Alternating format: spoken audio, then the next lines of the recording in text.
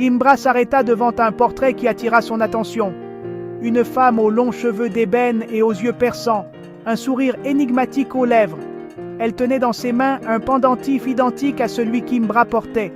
Sous le portrait, une plaque indiquait « Esmeralda, la visionnaire ». Imbra sentit son cœur s'accélérer. « Maman !» murmura-t-il, les yeux fixés sur le portrait. Il serra le pendentif autour de son cou, sentant une étrange connexion se former entre lui et l'image. Plongé dans Surréal, la cité des contrastes, où les reflets cristallins d'une ville futuriste cachent des vérités enfouies et des liens familiaux bouleversants, le guide jaune et le palais des lumières vous promettent un voyage émotionnel intense, l'émerveillement devant une cité scintillante, la chaleur d'une rencontre inattendue et le choc d'une révélation qui relie passé et futur. Imbra observa l'homme qui l'avait accompagné jusqu'ici. Il était massif, tout en muscles et en silence, mais ses gestes trahissaient une certaine douceur. En le voyant fouiller dans une petite bourse accrochée à sa ceinture, Imbra comprit qu'il s'apprêtait à lui donner quelque chose. « Tiens, prends ces pièces !» dit l'homme en lui tendant une poignée de monnaie aux reflets dorés. « Elles te seront utiles. » Imbra, surpris, hésita avant de prendre les pièces. « Pourquoi m'aidez-vous » demanda-t-il, le ton chargé de méfiance et de gratitude mêlée. L'homme esquissa un sourire, le premier véritable sourire que Imbra vit depuis son arrivée à Surréal. « Je suis Oleg le Jaune, citoyen vigilant. C'est mon devoir de veiller sur ceux qui arrivent dans notre cité. Mais considère cela aussi comme un acte de foi. » Imbra hocha la tête, troublé par la chaleur sincère des mots d'Oleg malgré la froideur ambiante des interactions qu'il avait eues jusque-là. « Si jamais tu as besoin d'aide, cherche-moi. Mon domicile est près du quartier des Reflets. » Avec ces mots, Oleg tourna les talons et s'éloigna dans la foule, disparaissant comme une ombre entre les colonnes de cristal scintillantes. Requinqué par cette interaction inattendue, Imbra se sentit soudain plus léger. Ses pas devinrent plus assurés, tandis qu'il déambulait dans les rues de Surréal, admirant véritablement la ville pour la première fois. Chaque bâtiment semblait taillé dans un cristal géant, reflétant la lumière sous des angles infinis. Des passerelles suspendues reliaient les niveaux de la cité, où des jardinières suspendues débordèrent de fleurs aux teintes vives, contrastant avec les tons froids des structures environnantes. Les habitants, bien que réservés, se déplaçaient avec une élégance naturelle. Tout ici semblait minutieusement orchestré, comme si la ville entière dansait au rythme d'une symphonie invisible. Imbra se surprit à sourire. « Alors c'est ça Surréal !» murmura-t-il pour lui-même. Une ville à la fois chaleureuse et distante, un paradoxe vivant. Après un moment, il arriva devant le palais des Lumières, le cœur battant de la capitale. Le bâtiment était colossal, une prouesse d'architecture mêlant technologie et tradition.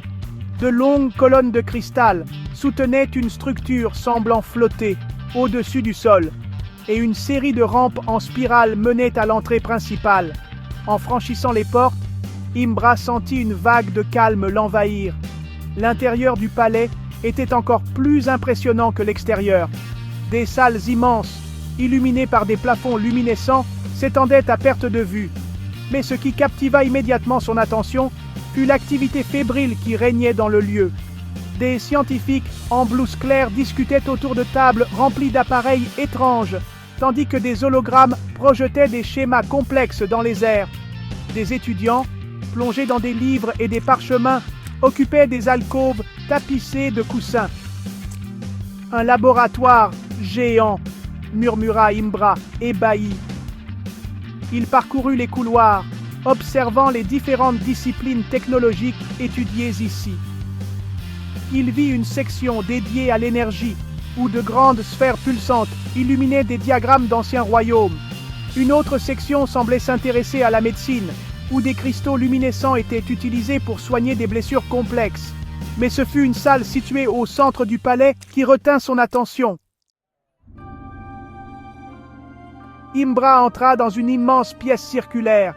Le sol en verre, illuminé par en dessous, donnait l'impression de marcher sur un océan d'étoiles.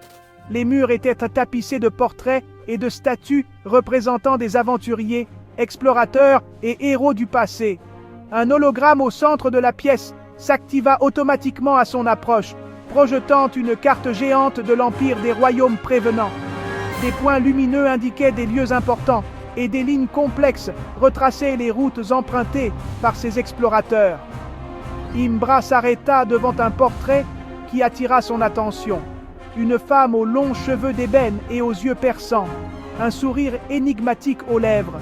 Elle tenait dans ses mains un pendentif identique à celui qu'Imbra portait.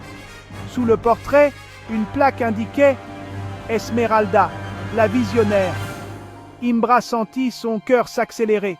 Esmeralda, un nom qui inspire encore le respect ici, même après toutes ces années. Imbra se retourna brusquement pour faire face à un homme élégant en robe de conseiller, un sourire intrigué sur les lèvres. Et toi, jeune homme, quel est ton lien avec cette légende? Dans une ville froide et parfaite, il y avait pourtant un homme qui tendit la main. Tiens, prends ces pièces. Elles te seront utiles. Le premier sourire sincère que Imbra ait vu depuis son arrivée. C'est mon devoir, mais considère cela comme un acte de foi. Un guide inattendu, une lumière dans une cité de reflets. Imbra entre. Le palais scintille, suspendu comme un mirage. À l'intérieur, des salles immenses, des scientifiques, des hologrammes. Ici, on étudie l'énergie, la guérison et l'histoire. Une salle l'attire, sol de verre, mur d'étoiles. Et au centre, des portraits d'explorateurs. Un visage, une femme au sourire énigmatique. Elle tient le même pendentif qu'Imbra. Esmeralda, la visionnaire. Le souffle coupé.